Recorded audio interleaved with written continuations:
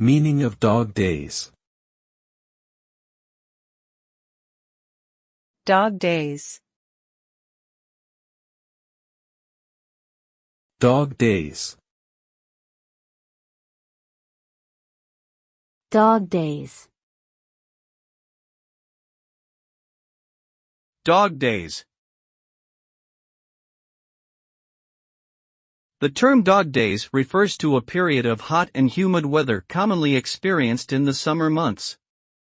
The phrase originated from the ancient Greeks and Romans, who believed that the position of the star Sirius, also known as the dog star, relative to the sun during this time caused the hot weather. Today, the term is more commonly used to describe a period of lethargy or inactivity, often due to the oppressive heat.